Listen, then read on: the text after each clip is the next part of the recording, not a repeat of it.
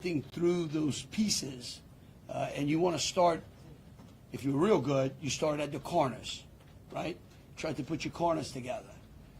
And from yesterday to today, over 1,000 law enforcement agents and officers, men and women, have been poring over countless amounts of data, of videos, of surveillances, interviews, tracking down every possible lead that came to us, whether it was the New Orleans Police Department, the Louisiana State Police, the FBI, or our other federal agencies.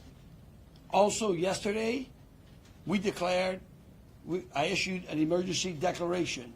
That declaration was meant to streamline resources and communications between state, local, and federal partners. And we're seeing the results of it. I also would like to remind everyone that what's going on in the city and the state is twofold. We've got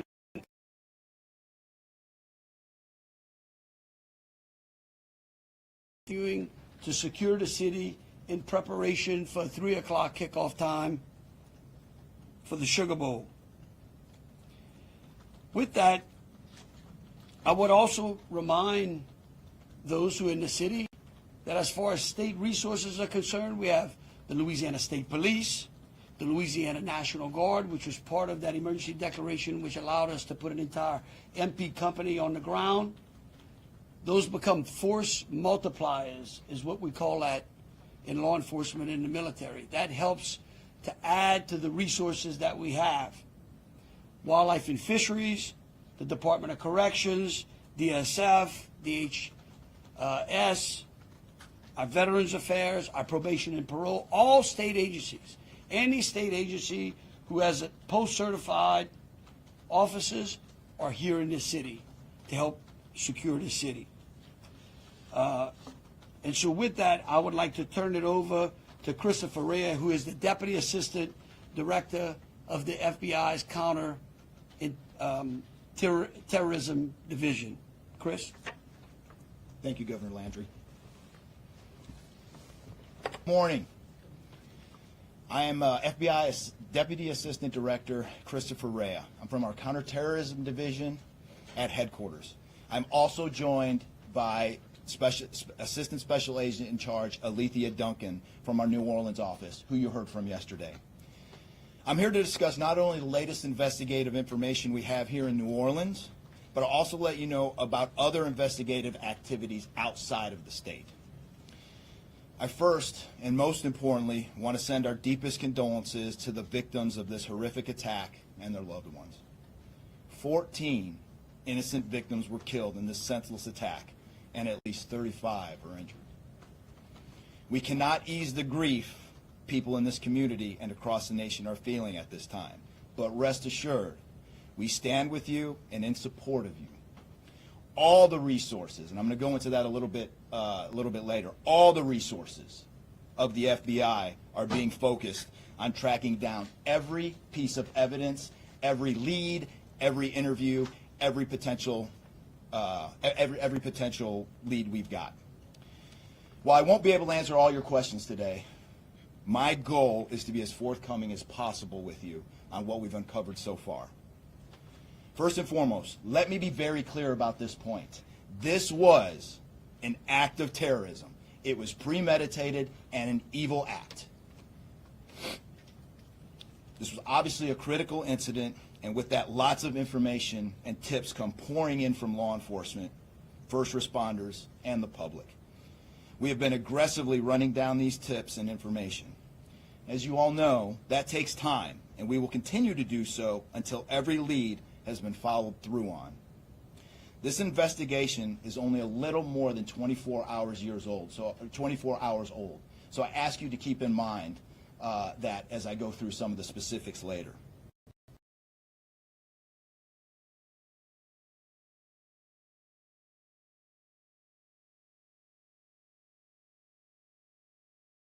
involved in this attack, except for Shamsa Din Jabbar, the subject you've already been briefed on. A little bit about what the FBI is doing. So we are surging people and assets to the area from across the region and across the nation.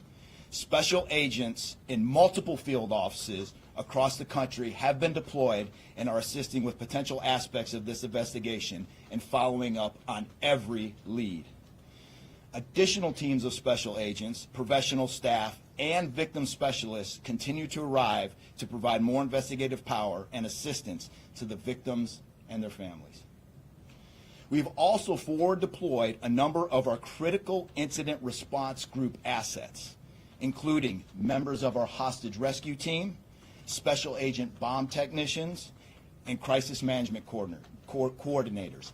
In addition, we have deployed more evidence response technicians to continue to process the various scenes that we have. So far, we have received just over 400 tips from the public, and that information is being followed up on both here in New Orleans and across the country. Some of the tips are here in New Orleans, and there are other tips in other states across the country that we are following up on. The FBI team and our law enforcement partners here are also reviewing hundreds of hours of surveillance and other video from both the French Quarter and other states. As for a timeline, at this point, investigators believe Jabbar picked up the rented F-150 in Houston, Texas on December 30th. He then drove from Houston to New Orleans on the evening of the 31st, and he posted several videos to an online platform proclaiming his support for ISIS. There were 5 videos posted on Jabbar's Facebook account, which are time-stamped beginning at 1:29 a.m. and the last at 3:02 a.m. In the first video, Jabbar explains he originally planned to harm his family and friends, but was concerned the news headlines would not focus on the, quote, war between the believers and the disbelievers, end quote. Additionally, he stated he had joined ISIS before this summer. He also provided a will and testament.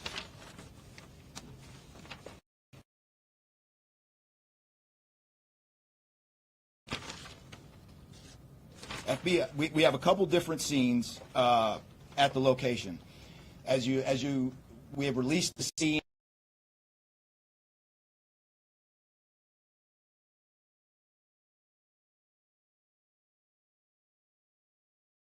currently searching that scene right now. FBI and ATF agents have secured that house, and that location is being searched for potential evidence. On New Year's morning, Jabbar opened fire after ramming through a blocked-off area of Bourbon Street, used his truck as a weapon to run over the victims. Teams of specially trained victim specialists, again, as I said, are on the ground here in New Orleans, assisting survivors of the attack and loved ones of the deceased. We do not believe the public is in any danger around any of these locations. 3 phones linked to Jabbar have been recovered, and digital media exploitation is a priority to see what is on the device and any other potential leads. Additionally, we have recovered 2 laptops and are currently reviewing them for any potential leads. Those laptops were recovered at the Mandeville address. Evidence technicians will also be going over the F-150 truck Jabbar was driving. As you know, we recovered an ISIS flag from the back of the vehicle. Jabbar declared his support for the terrorist group on social media, as I stated before, as he made his way to New Orleans. FBI bomb technicians also recovered 2 IEDs in coolers, one from the cross-section of Bourbon and Orleans Street, and the second at an intersection approximately 2 blocks away. There were multiple reports of other devices. Those reports turned out to be misinformation or not actual functioning devices. Those are the only 2 devices that we've been able to recover that were functional. Both devices were rendered safe on scene. We did obtain surveillance footage showing Jabbar placing the devices where they were found. Two other, as I said before, two other items of interest were determined not to be IEDs. A little bit about Jabbar. Jabbar himself was born in the United States and is a U.S. military veteran. We are looking in everything in his life. While we have interviewed many people who know Jabbar, we still need to talk to others.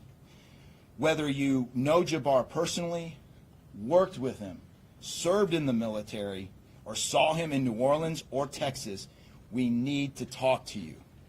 You may not think you have relevant information, but what you know could tie in to one of our investigative leads. Specifically, we want to talk to anyone who was in the French Quarter on New Year's Eve or early on New Year's Day. That includes people spotted near one of the two IEDs on Bourbon Street. The IED was inside a cooler, and many people stopped and looked at the cooler and then continued on their way. Let's be clear, again, we do not believe at this point these people are involved in this incident in any way. We want to speak to them as witnesses and want to know what they saw and when. I went down to the crime scene last night. It is very hard to put into words what it looked like and how difficult it was to see. Anyone with information can call us at 1-800-CALL-FBI or send digital tips to fbi.gov/Bourbon Street attack. Response teams finished their work at the crime scene. Bourbon Street has been turned over to the city of New Orleans. As you know, there's also an FBI investigation in Las Vegas. We are following up on all potential leads and not ruling everything out. However, at this point, there is no definitive link between the attack here in New Orleans and the one in Las Vegas. And again, I'll preface, as I close, I'll preface everything with what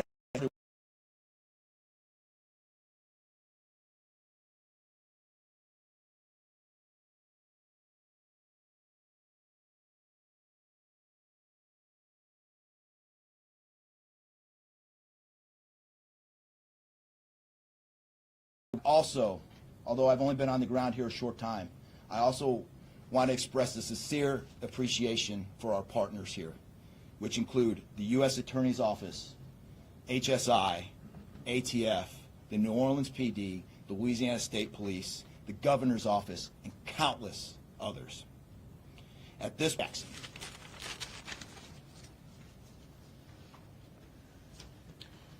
Hey, good afternoon. As stated, my name is Joshua Jackson. I am the Special Agent in charge for the ATF New Orleans Field Division. And ATF's primary mission is reducing and solving violent crime throughout the United States and abroad. Solving part is the focus of this investigation. ATF resources that have been brought to bear to the city and to focus with our federal, state, and local partners have been our national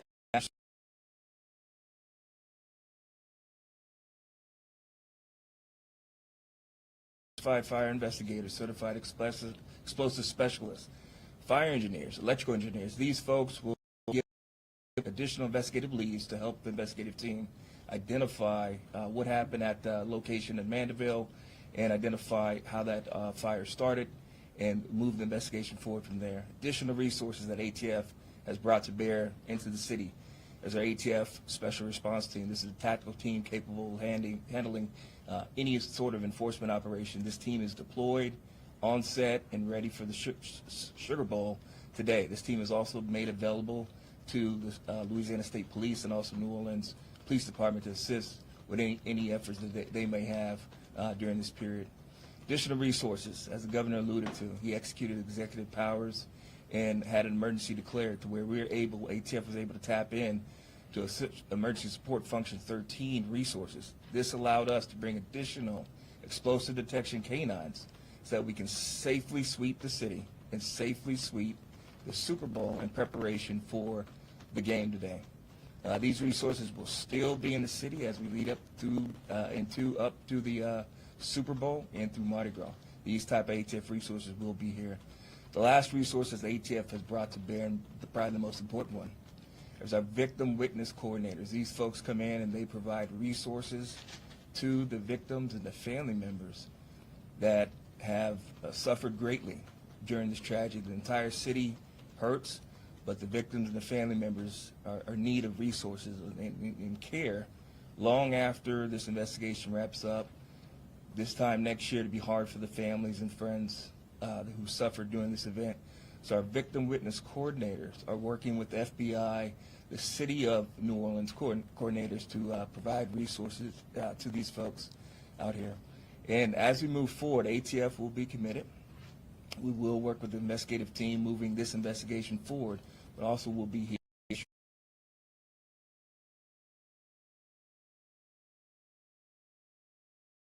Our mayor of this great city, New Orleans. Madam Mayor. Thank you so much. Well, good morning once again.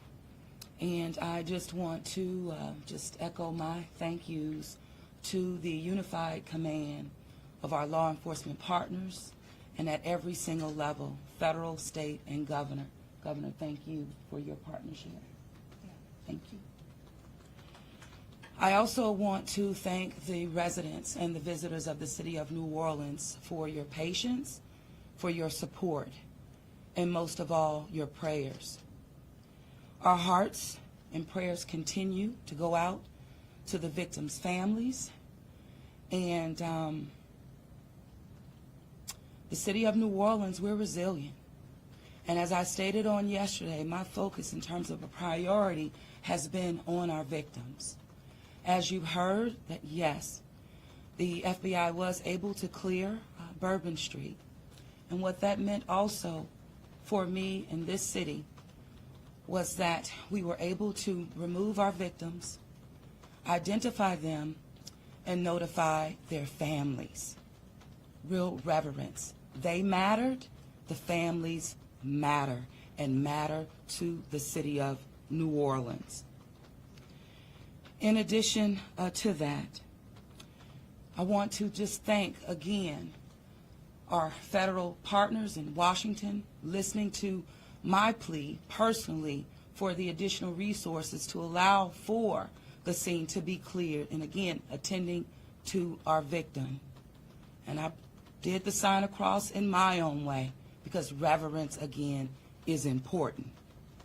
So while we have been able to have Bourbon Street returned back to the city of New Orleans, and the due diligence has been done, that then allowed me to give the go-ahead to begin the cleaning of Bourbon Street. That started happening in the morning about 2 a.m. It was completed before 8 a.m. this morning. But that has really set the tone, I would say, and with the confidence that I have in the law enforcement partners, all of the resources that have been activated, how we have made sure that safety continues to be our top priority, how our assets have been deployed strategically, again, for the safety and the protection of our visitors and our residents in the city. And because of that, the confidence is there to reopen Bourbon Street to the public prior to game time today. The first order will be to allow for vendors to come in and service the businesses. That's important in order for us to stand up activation, as you know, Governor. And so with that, I want to reassure the public that the city of New Orleans is not only ready for game day today, but we're ready to continue to host large-scale events in our city because we are built to host at every single turn. I want to, again, thank all of those who respond.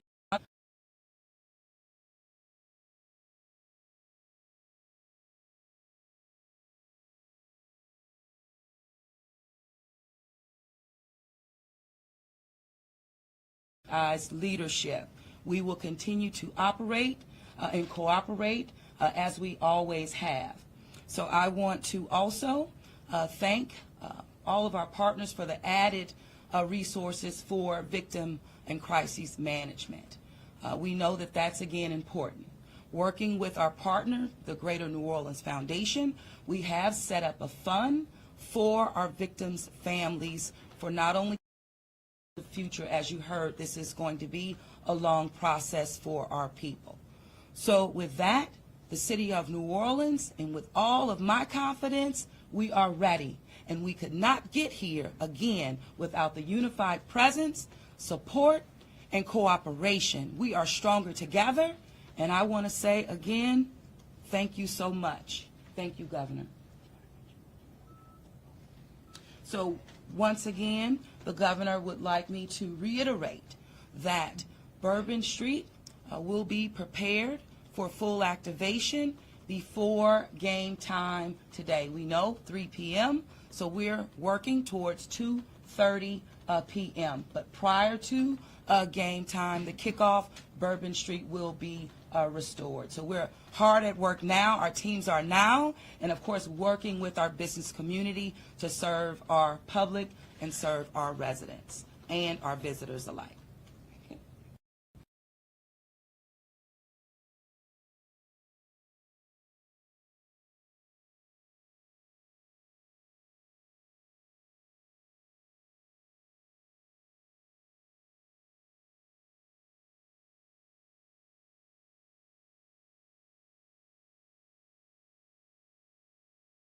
The FBI and all of our federal partners for the amount of resources they have poured into the city. This type of event, and that's the tragedy of it. And I think it's important for people to understand that to protect our citizens in America from evil, you have to crush it. You can't go out there and placate it. You can't go out there and say, oh, I'm going to put this in place and that in place and hope that evil doesn't show up on your doorstep, because it will. You have to crush it. And that's what we're going to do here. We're going to put it all behind us. We're going to continue to keep the victims, those that are in the hospital, either fighting for their lives or trying to recover, in our thoughts and in our prayers. But you know, this morning, and I don't want to single out just one news source, but I just happened to turn on Fox and Friends, and that was a young man who was interviewed, who was actually on Bourbon Street during this horrific act of terrorism. And they closed out by asking him, what now? And I think he summed it up. He said, look, we can't live in fear, because fear will paralyze us. He said, we come down to the city to enjoy ourselves and to entertain ourselves and to be with our friends and with our families, because that's who we are. Louisiana invented hospitality. The people of this city care for each other. And believe you me, we care about each one of the lives that were lost in this city at night. We will never forget them. But it would be a tragedy if we let their losses be snuffed out because of fear. This city will be back. We will be open to family and friends and loved ones.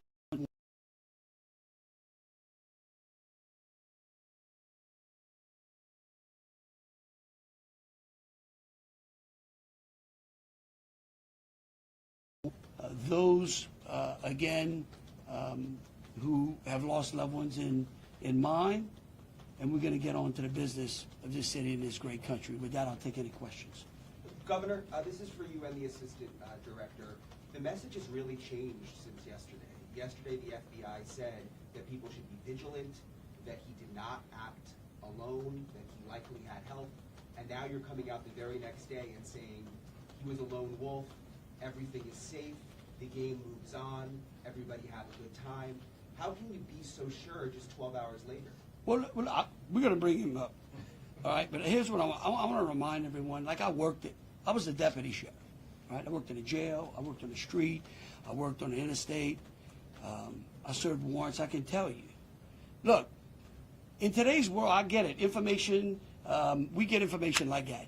Everybody lives in a 15-second TikTok video. We think that life operates like it does on our phones, and it just doesn't. Information changes. In fact, that's why we ask the media for patience. We get information, like I said, no one dumps a 1,000-piece jigsaw puzzle and puts it together in 5 seconds. Okay? And what I would tell you is that I appreciate the fact that what we did was we're under-promising and over-delivering today. And I think that's important. And I want to remind something. Look, because over the last decade, law enforcement has taken it on the chin, unfairly. And there are great men and women serving in the FBI, in ATF, in Louisiana State Police, in New Orleans PD. Our sheriffs have been unbelievable in this. And I tell you, they want to protect you all. And we have to trust them. And sometimes the information we put out, we end up finding being incorrect. But guess what? What we're doing here is something that I think is important. It's called transparency. And look, something may change again. Here's what I do know, though. Right now, this is one of the same. It doesn't mean that nothing can't happen. Thank you, Governor. And to echo exactly, I think the Governor put it eloquently, as Khabib said. In a lot of these instances, I also had the opportunity to deploy to Boss Bomb, and I will tell you this is almost carbon copy to Boss Bomb as far as the inaccurate reporting that comes up. And what the Governor said is we want to be transparent with the public. Years of the FBI not being transparent, we're being as transparent as we possibly can. Unfortunately, as we're being transparent, unfortunately for that, there is some information that we have to go back and recorrect. And in this particular incident, you heard the resources that we brought, that the other state and locals have brought. We've had 24 hours now to go through media, to go through phones, to interview people, to analyze those videos, analyze other databases, and after all of that, there's been hundreds and hundreds of leads done just in 24 hours. We're confident at this point that there is no accomplices. And I'll give you an idea of how that information sometimes, a lot of the early reports came out that there were extra people that were setting the coolers down, right?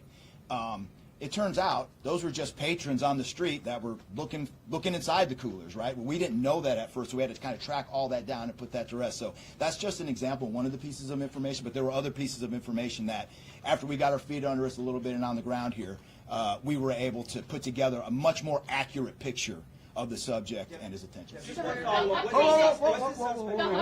test tool, we just wanted to double check. And then the shooter himself would be 15 total, to include the shooter. And the terrorist wearing a suicide vest? Were the IEDs pipe bombs, and have you discovered a remote detonator anywhere? And when you said that you have surveillance footage of the suspect planting those IEDs, were they planted? Yeah, those roughly a couple hours. I don't have the exact times in front of me. A couple hours prior to the attack, probably after midnight. I want to say 1 or 2 in the morning, but I can't. Left the area and came back. Correct. That's our assumption now. I mean, we still have a lot to work through. We're getting more surveillance video and everything else, but that's the assumption. Was he wearing a suicide vest? Being done on Bourbon Street. Would there have been canines out on New Year's Eve? Would there have been bomb sweeps done? Look, I think let me just say this, and either Joe or Rob will correct me. Look, a bomb dog doesn't operate like a drug dog, right? On Bourbon Street, there's a lot of senses, right? A lot of smells. I don't think you can run a bomb dog down Bourbon Street with thousands of people there and be able to sniff out a bomb. What we've been doing, what they have been doing, is certainly a complete sweep of the quarter because of the limited amount of traffic that's been out there. Let me just say this. I think this may help. It would be my hope that as some additional time goes through, maybe closer to maybe the beginning of next week, we will, if we've got it to what extent buttoned up as we could, I would work with the FBI and the city, and maybe we can come up with a timeline to be able to get you those information, kind of walk everyone through from day one through. I think it's extremely premature, and you're really putting us on some speculative grounds to ask some of those questions because, again, it's only been 24 hours.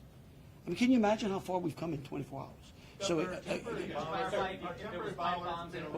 he wearing the well, we'll go one at a What is time. being done to make Bourbon Street safer tonight than it was New Year's Eve? Are temporary bollards being brought in to block off the street, and why weren't those used on New Year's Eve? Well, look, here's what I'm going to say. Every time some bad guy, there's what we call an after-action review. Because, again, nothing is 100%. We have reinforced the area. We have deployed some additional types of assets. I personally, it's up to the city, but I can tell you we're in better shape than we were before. We have time for two more questions. Director, when you speak to the Mandeville Sir? scene, when you speak to the Mandeville scene, And then we'll go and to you. some neighbors at that site told us they smelled smoke early in the morning. Was there a fire there? Any kind of burning happening? Yeah, Do you great. still believe that fire happened after the suspect was killed? That's correct. Yeah, I'll move to 18. I do want to address the suicide vest question. I want to kill that one right away. Okay. There was no evidence that the suspect.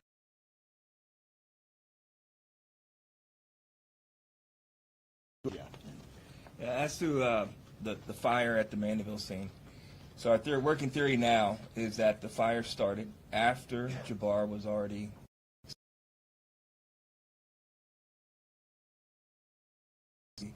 long cord that extended that time. You could also have pressure cookers that were put on top of the stove filled with gasoline, and then it went off. There's a lot of different ways to do it, but that is why our ATF National Response Team is here to answer those questions and get that investigative lead back to our team.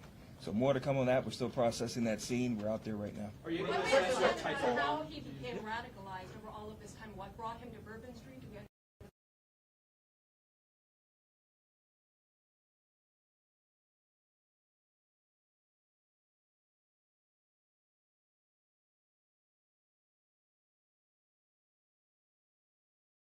That it was lots of people New Year's Eve, with a target for an attack.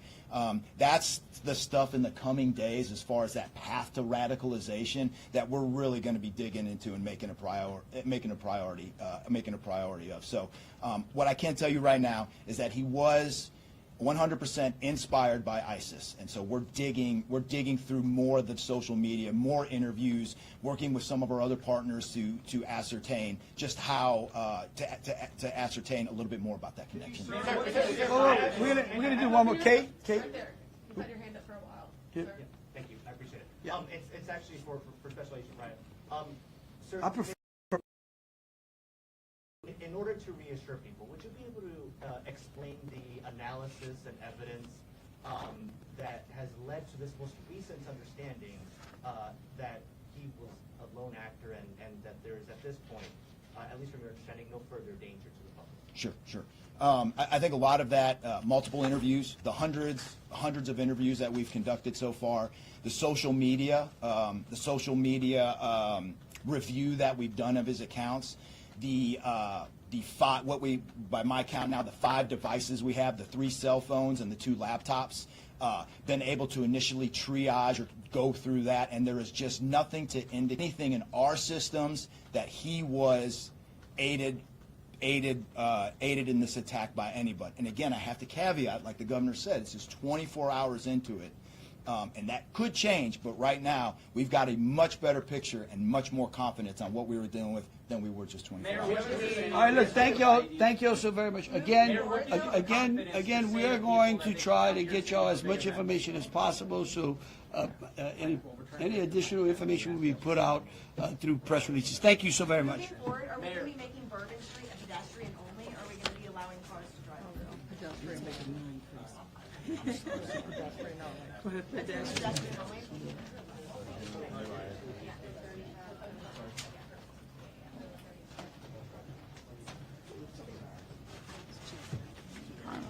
No, you good? No, I'm good. Yeah. No. I'm giving them to the ambulance. Give them to on the stand or not?